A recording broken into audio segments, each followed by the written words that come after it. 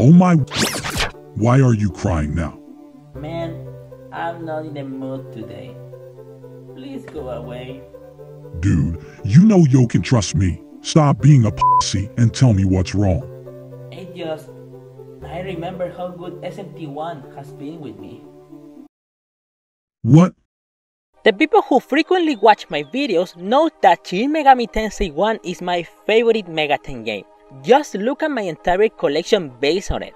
The characters, the soundtrack, the story, and the world building are simply some of the best from this series. And on top of that, for reasons I can't explain, Kazuya is my favorite protagonist, even though he never said a single word in the game. SMT1 was an important game for Atlus, and to my surprise, October was its 30th anniversary. I'm happy I was able to publish this video on the same day as its anniversary. Considering it's the game with the largest number of versions for the company, even surpassing motherfucking Persona 5 and Persona 5 Royal, try to guess in how many consoles this game is available. Not 3, not 6, and either 10. It has 14 versions, each one for a specific console. Unfortunately, for such an awesome game, it is definitely the least played mainline game considering not many people bother to play it. The same case applies to SMT2, but at least that one improves a bit in the gameplay aspect. But in my humble opinion, if you want to experience a great game, you should give it a try. What? You don't respect my opinion? Well, fuck you, I don't care. As much as I love this game, talking about every version of this game is a task for other YouTubers that lives and dies for Megami Tensei and Atlus. That is why today I'm going to focus on the 6 most known versions of this masterpiece: the Super Famicom, PC Engine, Sega CD, PlayStation 1, Game Boy Advance, and the iOS, to see which one of those is the superior version that everyone must play to get the best experience this game has to offer. To make this video different from my Honest Verdict series, instead of just talking about the gameplay, soundtrack, and yada yada yada, this time I'll analyze every single aspect related to SMT1, including new content, gameplay speed, accessibility, and even I'll go as far to compare the video game boxes and disc/cartridge as well. To find out which one will be the winner, every time one version surpasses the others, a Walter will appear representing the score. So, at the end of the video, the version which has the most Walters will be the winner. Even though I took the time to replay this game 5 times, I couldn't record evidence of it because I was using a PC that is so slow that recording with OBS while playing always ended up fucking up the footage or crashing my PC. That is the disadvantage of living in a third world country, my friend. So I had to contact multiple Megaten YouTubers to help me out with this absurdly large project. Big shoutouts to Old School C, Nyanli, Buffmeister, Seiji01, and the Japanese content creator Higemaru for letting me use their Shin Megami Tensei 1 gameplay. Thank you guys. Without your help, this video wouldn't be possible.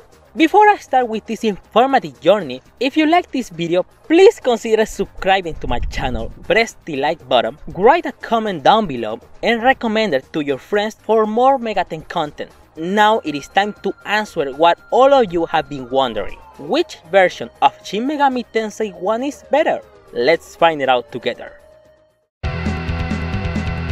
The best way to answer this question is by taking a brief look at every version of this game to know them better, starting from the first version, the Super Famicom, to the last one, the iOS. Released on October 30, 1992, Shin Megami Tensei 1 was Atlus' first game after buying the Megami Tensei rights from Namco. To make this game as good as it is, their main inspiration was its prequel released 2 years ago, Megami Tensei 2. I'm not gonna talk about what made this game good because it is not the point of this video. In any case, my Honest Verdict series is right there if you want to know my opinions about some Megaten games. What they did to this game was excellent. The characters were a huge upgrade from the original Megaten series, the world building were expanded to keep you playing, and the music is still great until this day. Obviously, it has the flaws that you might expect from an old Megaten game, such as high encounter rate, lack of an actual map, and almost no indication of where to go during some parts of the game. Regardless of it, this version is still a great choice if you want to experience the original game. On Japan 1993's Christmas, Atlus released the second version of this game, which is also the most obscure one that not many people know its existence, SMT1 for the PC Engine, known in this region as the TurboGrafx 16. This one, released 1 year after the original, contains 3 new features to stand out from the original game. It has highly detailed cutscenes, some voice lines, and 4 exclusive demons, in exchange for decreasing the quality of in-game textures, and computerized the soundtrack, a forgotten version which doesn't have an English patch, unfortunately. The Mega CD version, released on February 25, 1994, is the only one that wasn't distributed by Atlus, but for a Japanese company known as Sims. In my opinion, this is the most underrated one from the bunch. Not only improved the graphics to look more immersive, it also contains different cutscenes from the PC Engine version, new portraits of the main cast, remade the original soundtrack, and introduced 30 new exclusive demons. Some of them are well known in the Megami Tensei community, such as Surtur, Minotaur, Set, and even Pascal.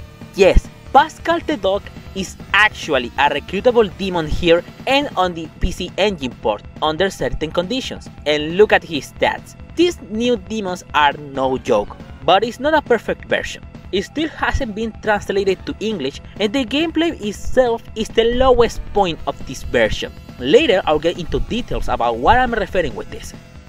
Jumping 7 years after the Mega CD's version's launch, on May 21, 2001, the PlayStation 1 version makes its debut featuring enhanced 3D graphics, improved fast and fluid gameplay, an easy difficulty, some readjustment for the fire weapons and agility stat priority, even though I didn't notice any difference when I played it, a newly arranged soundtrack, and NPCs now guide you to your objective. And that's it. No Mega CD demons and no cutscenes. Most of these game's fans believe this is the definitive version to experience this game after Fawcett finished the English patch. But will that be true? Later we'll find out. Almost 2 years later, on March 28, 2003, Atlus ported the PS1 version into one completely different video game market, Shin Megami Tensei 1 for the Game Boy Advance. This version, in a nutshell, is a downgraded version of the PS1 SMT1, but with some interesting new features such as the visionary items, collectibles which add more story behind scenes about SMT1 lore, a demon library, and a new Game Plus option which only lets you save until 60 demons from the compendium. 1 year ago, this version became popular after the English patch was finally available to download.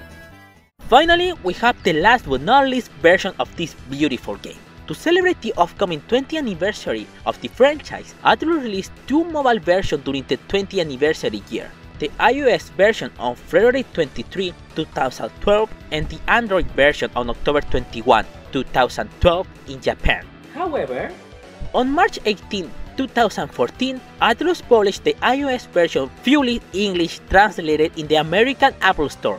That's right. It's the only option you have to play Shin Megami Tensei 1 legitimately in America. No other version was localized here except for this one.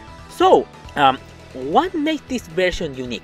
It's basically the GBA version but with an uncomfortable control layout and the rearranged music from the PS1 version instead of the GBA one. okay, it doesn't matter, I can still buy it at the Apple Store, correct?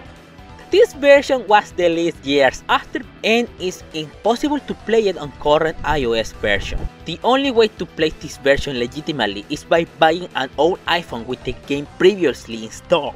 The other alternatives are pirating an iPhone or replacing the GBA music with the PS1 soundtrack with a patch.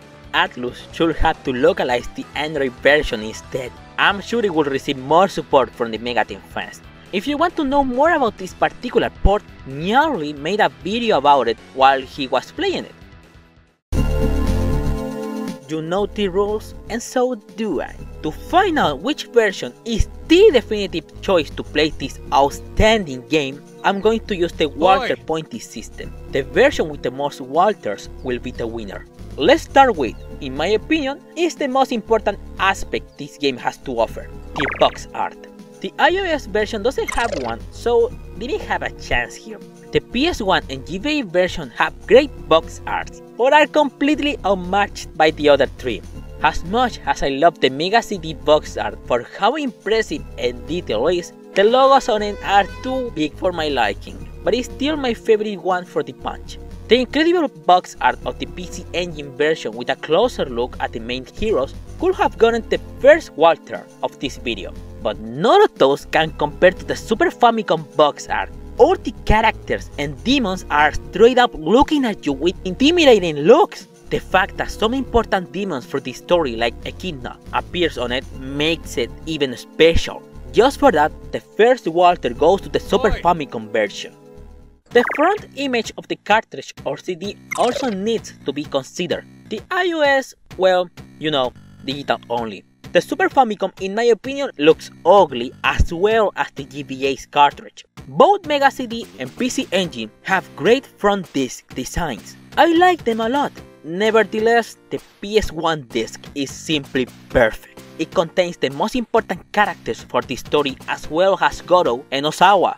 I simply love this design. Now let's talk about the first thing you watch after booting up the console, the opening. Most of the SMT1 versions share the same intro with some alteration like the music and the graphics. The only one that deserves the Walter point here is the Mega CD intro. Not only they change all the image from the other version with new ones presenting the most important characters living their day to day. Now it also shows some important events that will take place during your playthrough, such as Goro summoning demons, the girl assassinated in the park, and the Great Cataclysm. And like a cherry on a cake, it also shows who is the person writing the code in the computer during the opening. Stephen. This intro is perfect. They could have done the same as they did with the other versions, but they decide to do something different with it, and just for that, the Mega CD gets one Walter. This is, without doubt, the point that most of the people watching this video were waiting for, the gameplay. And I'm pretty sure this one is going to take a while to finally reach a verdict. So please feel free to grab something to eat before continuing with this video. The only way to start talking about this delicate point is with the first version of the game, the Super Famicom. What can be said about it? It's the first Shin Megami Tensei game, which was heavily influenced by this prequel like I said before. In my humble opinion, the gameplay of this version didn't age well unlike some of the others. The movement is slow, there is no map to guide you where you are going and where you must go, and even opening the menu and the computer feels more like a task for how slow it is to navigate through. Definitely not a version that everyone can pick up and enjoy. The same applies to the PC Engine version. Considering this one is almost identical to the Super Famicom version, it carries almost the same problems from the previous versions. Except in this one, the gameplay is a bit fast, but not for the reason you are expecting. The only reason why opening the menu and the movement is quicker than the Super Famicom version is because it lacks some animations that version had. The gameplay is still an improvement, but not for the reason one wants to expect. The Mega CD gameplay is the one that aged the worst. It's the only one that runs like if you're playing a video game with low FPS on purpose, and the movement is so fucking slow that I swear if someone was able to finish this version without using a fast forward option, it deserves my deepest respect and apologies for torturing itself to complete that tragic and almost unfinishable journey. But hey, at least now you can see all the enemies you are fighting against instead of just one single icon during every encounter. It's a neat detail, I guess. The PlayStation 1, in my opinion, is the comfiest way to enjoy this game. Not only the gameplay is very fluid and fast, but also, thanks to the PlayStation 1 controller's layout, new options are available by pressing a single button, such as the possibility to do side steps, a demon analyzer, and the most important thing, a functional map. The GBA and iOS are basically a downgrade version of the PS1 port. It looks worse and has fewer buttons to work with, but the gameplay is surprisingly fluid. Not as fluid as the PS1 version, but it's way better than the Super Famicom, PC Engine, and Mega CD's gameplay.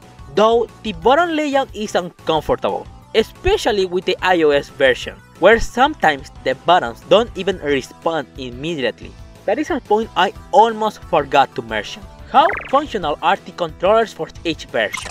To summarize it up, the Super Famicom controller is good, the PC Engine works but is not that ideal, the Mega CD is confusing as fuck, the GBA is decent, and the iOS is complete garbage. That brings up with the only option available, the PS1 controller, which I already explained how good and comfy it is. Therefore, the PS1 gains two Walters, one for the gameplay and the other for its controller.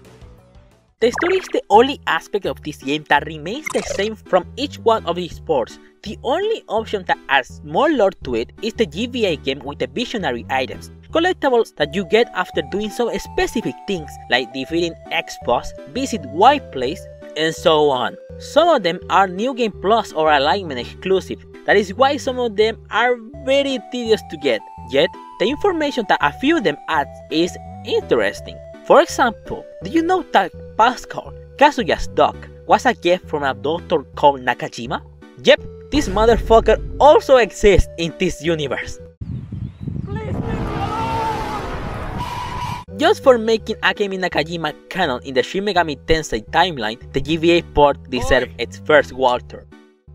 Graphically speaking, SMT1 wasn't a big deal, but still looked good back in the day. The Super Famicom, in my opinion, still looks great as the day when it was launched. The PC Engine looks a bit ugly, I can't explain why, but I don't like at all how it looks. The iOS and GBA looks decent, but are nothing special if you ask me. The PS1, on the other hand, looks awesome. The fluid animation really helped this game to look like a completely new and fresh adventure. Now, I'm gonna say something that everyone watching this video won't expect.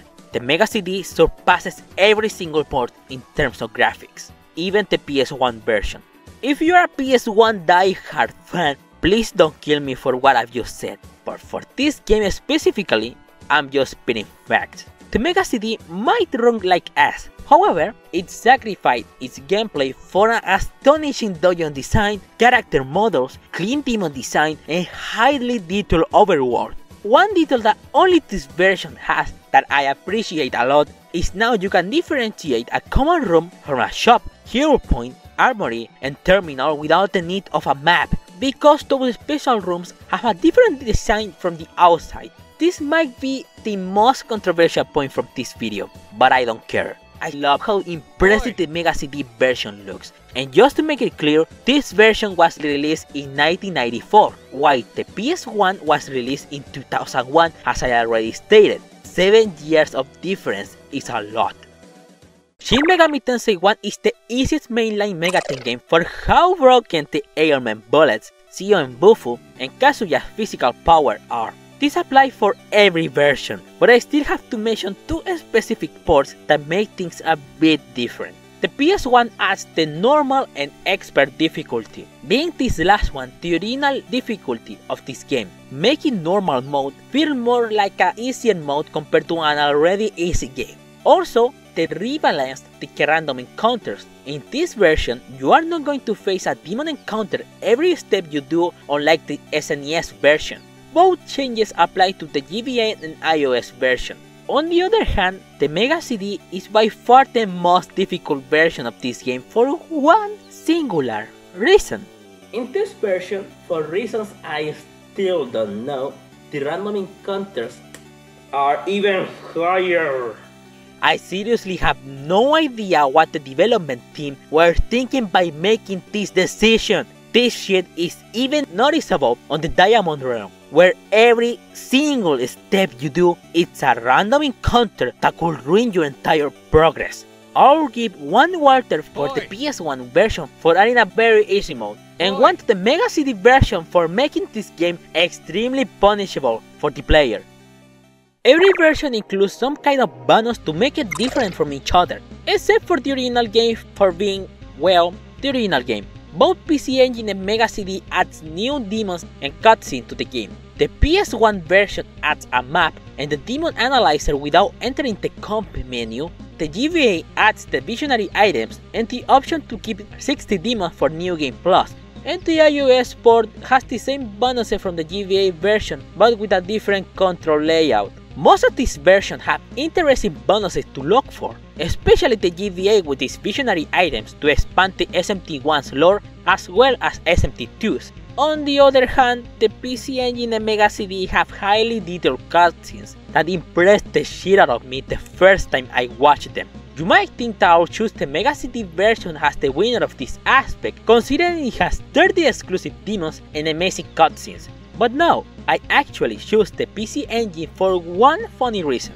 This is the only version where you can see Goro's high detail, which automatically gave it its first Walter. If saying the Mega CD port has better graphics than the PS1 version was already a bad take, talking about the soundtrack will force me to retire from Europe for how much you are gonna cancel me for my awful opinions. The GBA soundtrack is pure garbage. I won't even give you a reason to listen to it.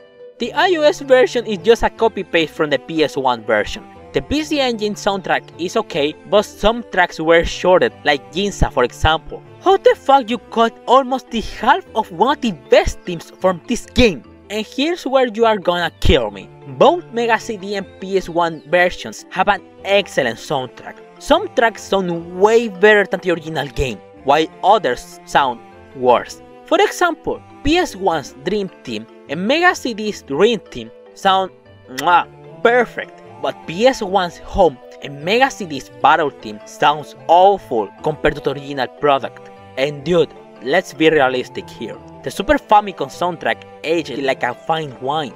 It simply never gets old or outdated. The Walter gold for this version. To finish this part of this awesome video that I hope you are still watching, Please, I need to eat. let's hypothetically say I managed to convince you to play the best game of our fucking existence. Which version are the easiest to pick up and play? The PC Engine is easy to emulate, but the game hasn't been translated to English yet. The Mega CD is a bit tricky to emulate, but isn't that complicated to configure it. Still, as well as the PC Engine port, this one hasn't been translated yet. The iOS is, until this day, the only option to play SMT1 legitimately. If you spend some hundreds of dollars to buy an old iOS device with that game already installed, or to mod it just to play it. It is even possible to mod an old iOS device? I seriously don't know.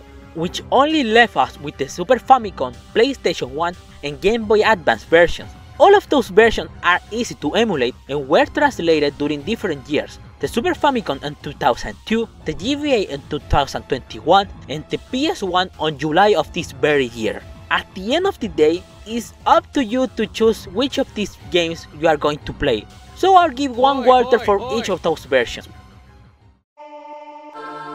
After briefly talking about each version and each aspect that makes this game great, except for the characters, nothing was changed there. Here's the result of today's video. Pretty impressive, don't you think?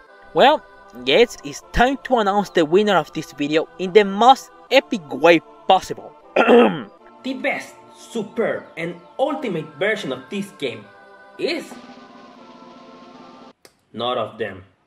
It's heartbreaking to note that we haven't gotten the definitive version to play this extraordinary game. Maybe if that version would have a soundtrack 100% superior to the Super Famicom version, a great controller identical to the PS1, impressive graphics like the Mega CD had back in the day, outstanding cutscenes similar to the PC Engine, and extended lore equal to GBA's visionary items.